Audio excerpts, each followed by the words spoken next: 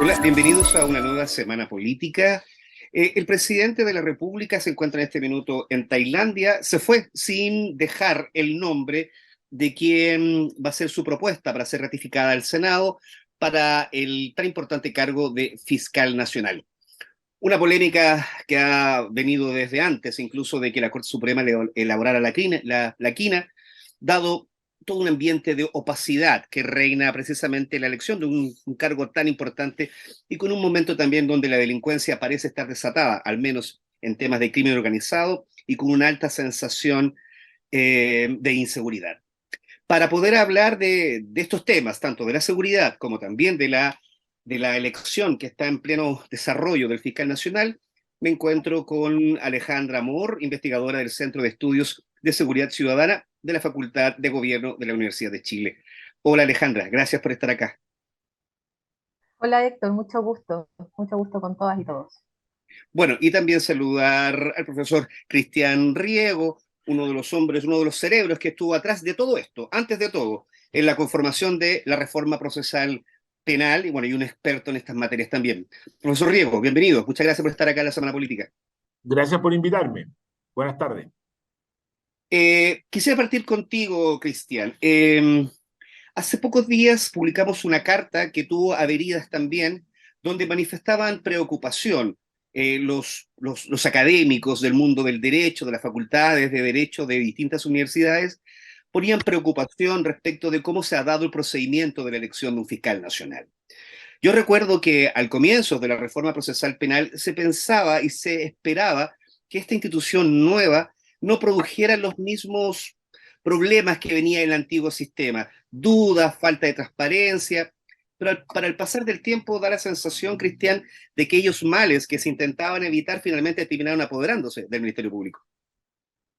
Sí, claramente, claramente. Yo creo que los vicios, digamos, que ya estaban instalados desde hace muchos años en la designación de jueces, se traspasaron al Ministerio Público y hoy día nos enfrentamos con un escenario en realidad más grave, porque si bien todo esto ocurre cuando se trata de designar jueces, la visibilidad de los jueces individuales no es tan alta, entre otras cosas porque en la Corte Suprema son 21. Y por lo tanto se va licuando un poco la influencia personal de cada uno. En cambio, cuando se trata de un funcionario unipersonal como el fiscal, respecto del cual hay altas expectativas, todos estos vicios se están evidenciando y además yo creo que los vicios que son estructurales, digámoslo así, se han visto este año especialmente agravados por prácticas que siempre han sido muy complicadas, pero que este año yo diría que se han destapado, digamos, en cuanto a la lógica de filtraciones, yo diría cagüines, eh, ataques soterrados, digamos, eh, Intereses detrás. intereses que se manifiestan, que la verdad yo diría que van a hacer que este proceso de designación termine siendo un desastre. Grave, ¿no? Grave, grave que esta designación termina siendo un desastre, dada, digamos, la situación en que nos encontramos hoy en día en términos de criminalidad y seguridad. Eso me da pie para poder conversar con Alejandra. Hoy día, Alejandra, la elección del fiscal nacional es tan importante, bueno, porque es un cargo de un organismo autónomo tan relevante como la persecución penal, pero sobre todo también porque ahí reina una inseguridad, una sensación de inseguridad muy grande en la ciudadanía y además hemos empezado ya con mucha más frecuencia a tener delitos, digamos, un decálogo de delitos que antes no eran comunes en Chile y que ahora sí están haciendo cada vez más a menudo y que hablan, digamos, de la fuerza que está teniendo en el país el crimen organizado. ¿Por qué, por qué tú crees que, por ejemplo, que dado la situación de seguridad que tenemos hoy en día en Chile es tan importante tener un fiscal nacional y un ministerio público, en definitiva, fuerte y fortalecido? Bueno, yo comparto con Cristian que esto es un tema gravitante, es fundamental y creo que hoy es particularmente fundamental un poco sí, por el contexto de la criminalidad, sí, al que me voy a referir también, pero sobre todo porque desde la última elección de fiscal ahora nos hemos enfrentado como sociedad a una verdad, y es que también corre bajo nuestras ciudades, entre nuestras instituciones, la corrupción como un problema. ¿No? ¿no? La capacidad de influencia real en la toma de decisiones sobre actores tan importantes como un fiscal nacional o un fiscal regional, ¿verdad? Mm. Como las instituciones, altos generales de las instituciones policiales y también de las Fuerzas Armadas. Creo que en este periodo que ha pasado entre la elección del fiscal Abbott y esta nueva elección, estamos frente a una sociedad más alerta, más exigente, menos tolerante respecto de situaciones que antes podrían ocurrir en la misma o peor magnitud, Mm. pero que hoy en día, hoy por hoy, le hemos sacado el velo, este velo de la ignorancia que le habíamos puesto. No sabemos, no conocemos, no miramos, no nos importa. Hoy este tipo de situaciones tienen la atención del público, la ciudadanía exige tener mayores niveles de información y también de información de mejor calidad. Entonces creo que esto efectivamente genera un contexto de mayor gravedad respecto de situaciones que pudieran haber ocurrido siempre. Es solo que hoy, además de que tenemos un cargo que es más visible, ¿no? A diferencia del de los jueces, que eran diversos, eh, tenemos también una ciudadanía y un contexto sociopolítico también de otras condiciones. Esto mediado por las condiciones de seguridad, sí, sin duda, siempre desde hace 30 años. Hace no muchos días leía un trabajo del profesor Hugo Fruling del año 99 y señalaba la preocupación social y del ámbito de lo político respecto de la creciente violencia en la criminalidad, el incremento del uso de armas de fuego, ¿no? Y parecía que tú estabas leyendo un trabajo publicado este año. El temor, ¿no? Son conceptos que ya vienen instalados desde finales de los 90 y que han hecho que la política pública cambie al ritmo de estas nuevas exigencias, este nuevo conocimiento que también tenemos de cómo es necesario hacerse cargo de estos problemas. Sin duda que una fiscalía, un ministerio público que trabaja de manera proa, transparente, con los recursos que necesita y con las capacidades en sus profesionales y técnicos que se requieren también, es una condición fundamental para que las políticas que se desarrollan, incluso desde lo preventivo, tengan éxito. Porque con un proceso de investigación y persecución deficitario, insuficiente, sesgado, parcial, influido, eh, no vamos a salir de este ciclo en el que, como te digo, estamos 30 años en esto. Mm. Mm.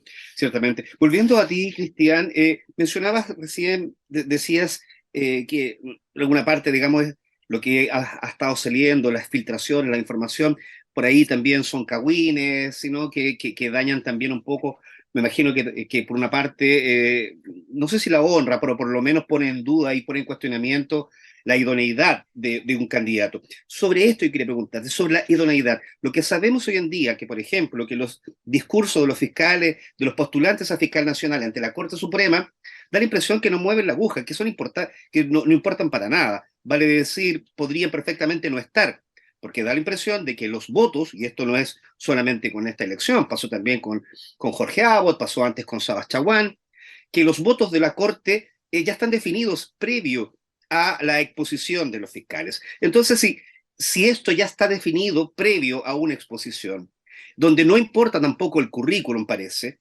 entonces, ¿cómo se define la idoneidad de quién va a ser el próximo fiscal nacional? Si esto ya parece cortado por antemano y por otras circunstancias, no necesariamente, insisto, en la idoneidad del cargo. O sea, yo creo que los poderes públicos, hasta ahora los tres poderes públicos, ojalá que esto pudiera mejorar, nos están diciendo que no importa nada la idoneidad, que lo único que importa es que es quién gana en una lucha de cercanías, confianza, redes profesionales o políticas que se vienen cultivando hace muchísimo tiempo. Como dices tú, ante la Corte Suprema la campaña había empezado hace mucho tiempo, campaña de lobby, recomendaciones, ¿cierto? Y efectivamente los Supremos escucharon 10 minutos de exposición y votaron inmediatamente. No hubo una discusión, no hubo, digamos, una evaluación, no hubo preguntas, y eso es expresivo de lo anterior. Entonces, yo creo que lo que aquí ha ocurrido es que los poderes públicos no entienden que estos funcionarios, por ejemplo el fiscal, es un funcionario que se debe a la ciudadanía, Mm. que tendrían que haber aprovechado este proceso para presentarnos unos candidatos, mostrarnos su trayectoria y convencernos de que estos candidatos son independientes y son idóneos. ellos no han entendido que ese sea su trabajo, sino que su trabajo es pelear, como quien dice, entre ellos, disputarse una parte del aparato del poder, a ver quién lo pone de su lado. Creo que además se están equivocando, como en la guerra, porque estos candidatos, que algunos de ellos tienen experiencia, presentan las caras que los poderosos, digámoslo así, quieren conocer. Y por lo tanto, probablemente cada uno de ellos tiene varias caras. Mm. ¿Cierto? Y yo he visto muchas veces, no vale la pena mencionarlo acá, pero candidatos que se presentan ante los parlamentarios de derecha como que son de derecha, ante los parlamentarios de izquierda que son de izquierda, y ante, Eso no está sé, pasando ahora, ¿eh? Ojo, los eso está jueces pasando ahora. exacto. En Sí. consecuencia, además, estos ni siquiera van a conseguir su objetivo, sino que es un juego, digamos, perverso, pero a mí la verdad me sorprende cómo, por una parte, no se dan cuenta de la necesidad de tener un fiscal ampliamente legitimado, no solo externamente, yo te diría internamente. Recordemos que uno de los principales problemas que tuvo Abbott fue la cantidad de rebeliones internas, ¿cierto? O sea, fiscales que se rebelaban contra él porque se daban cuenta que era débil, tanto desde el punto de vista político como desde el punto de vista ciudadano. Y en consecuencia les resultaba relativamente, digamos, conveniente mostrarse como rebelde y acaba de haber uno de los fiscales ¿cierto? Que Abbott suspendió y que intentó, digamos, echar del cargo y que fue reivindicado finalmente.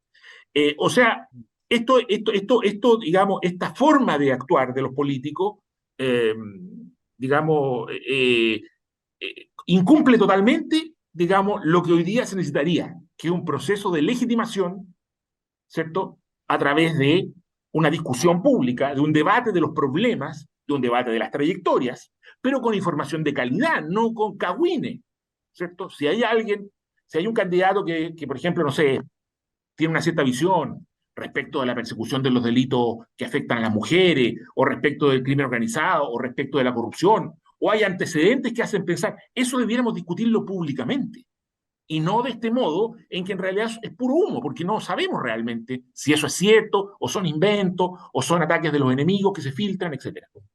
Mm. Sobre eso, Alejandra, sobre la idoneidad del cargo. Insisto, recién también mencionaba de los roncagüines.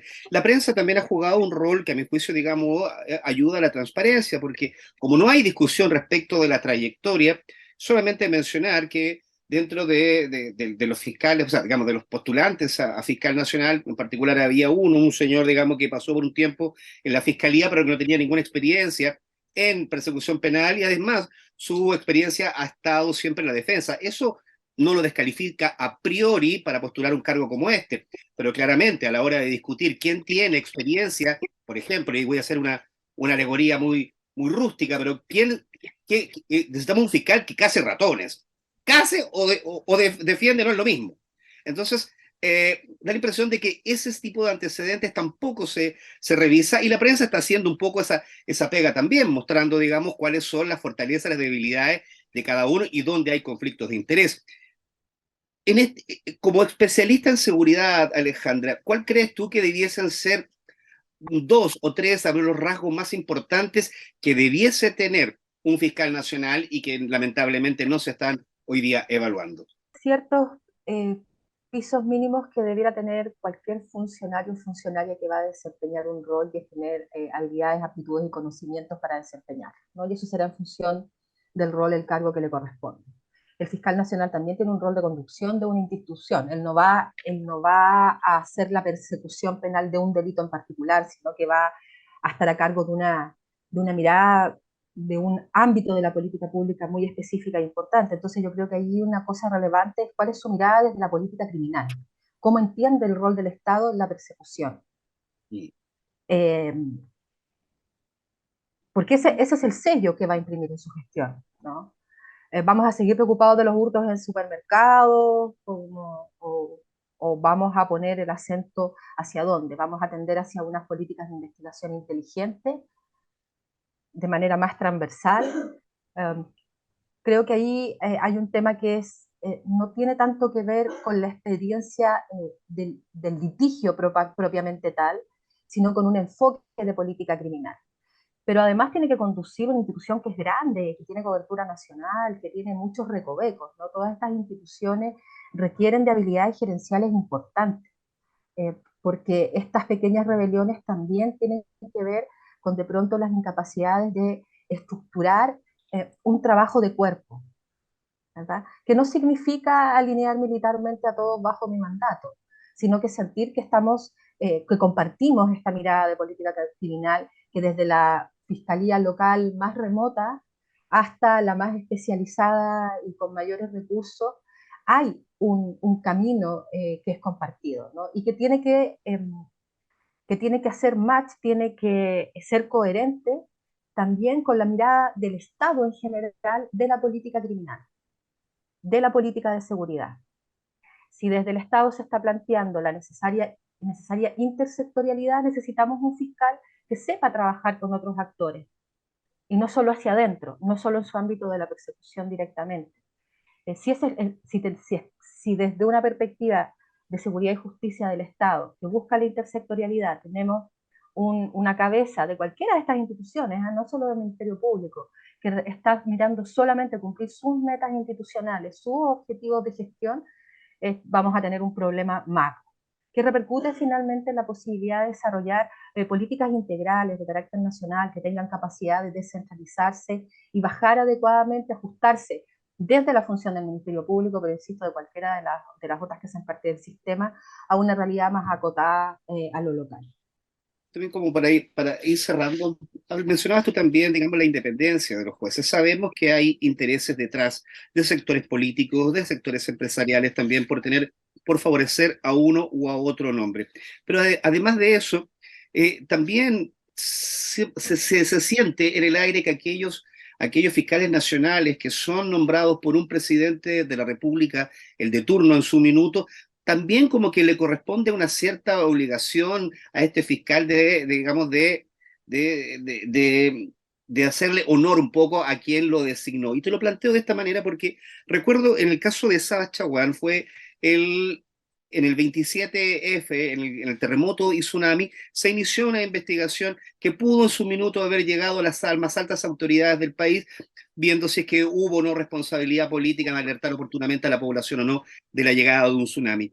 En esa oportunidad se puso la ficha SEM Michelle Bachelet, se hizo la investigación, estuvo a cargo de Solange Huerta, en ese minuto se dijeron que se iba a hacer una investigación muy rápida, pasaron más de 10, 15 años y esto finalmente se diluyó, no hay responsabilidad y la verdad el tema ya a todo el mundo dejó de importarle. Y hoy día existe esto, digamos, formación de prensa, que hay una preocupación de cierto sector del pasado gobierno en que el fiscal que llegue tampoco sea un fiscal que le ponga demasiada vehemencia en la investigación por los casos del estallido social que eventualmente podrían llegar también a las más altas autoridades en su momento. ¿Cómo se protege, Cristiano? ¿Cómo debería protegerse la independencia de un fiscal nacional? En el caso, incluso para poder iniciar investigaciones contra las más altas autoridades. Mira, yo creo que a lo que tú te refieres es lo más delicado, porque efectivamente la justicia penal es muy compleja. Entonces, cuando tú tienes un caso de cualquier tipo, los que tú mencionas, por ejemplo, es muy difícil realmente saber si es que el fiscal tomó una decisión por interés de la persecución o lo hizo porque estaba tratando de congraciarse con alguien, con alguna autoridad o de no meterse en problemas. Por eso es que tú requieres instituciones que sean muy creíbles, tanto desde el punto de vista de las propias autoridades que trabajan con ellas, que las autoridades tengan muy claro que ellos no pueden y que no les va a resultar interesar influenciarlo, como desde el punto de vista de la ciudadanía. Hoy día estamos viendo nosotros en nuestro ámbito cultural, me refiero a América Latina y aún más allá, en que la justicia penal en muchos de estos casos conflictivos nadie la cree. Hoy día que tenemos acceso a YouTube, si ustedes se meten a ver qué es lo que está pasando, por ejemplo, en Argentina, excepto la mitad del país cree que ciertas persecuciones son dirigidas contra el gobierno y la mitad del país cree que al revés los jueces están protegiendo al gobierno, o ciertos jueces están protegiendo al gobierno. Y la verdad es que el descrédito del sistema de justicia penal es enorme. Entonces, yo diría que el principal tema aquí no es solo encontrar un funcionario que sea independiente, yo creo que esto es sin duda muy importante, y para eso habría que haber tenido un concurso probablemente más vigoroso. Ojalá que designen un funcionario que en su fuero interno sea independiente. Y yo todavía tengo la esperanza de que así sea.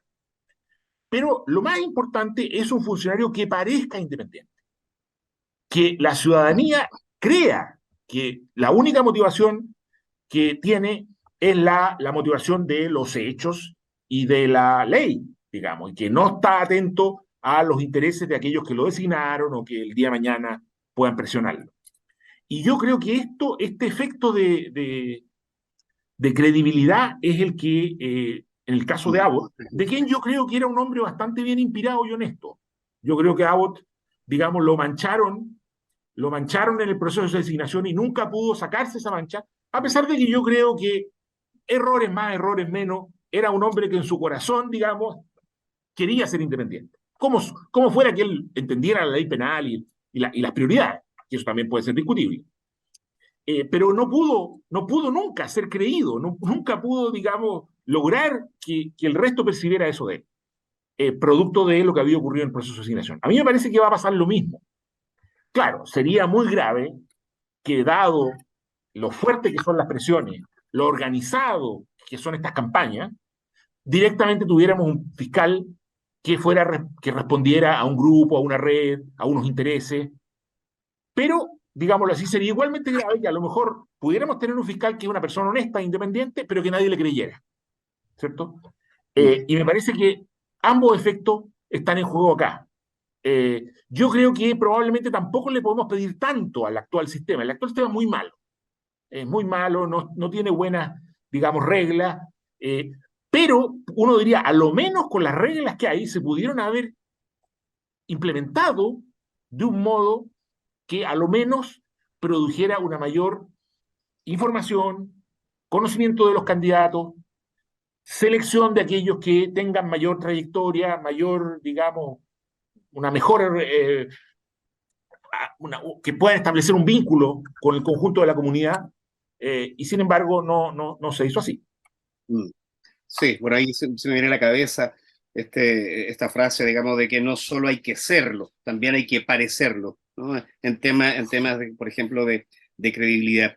Para cerrar, Alejandra, creo que sería importante también, dado tu experiencia, eh, en el tema de la seguridad, hay dos cosas que parece que están en colisión. Por una parte, están los antecedentes que dicen que las estadísticas de victimización no son tan grandes como la sensación de inseguridad. Parece que la sensación es mayor que los delitos de los cuales son víctimas efectivamente.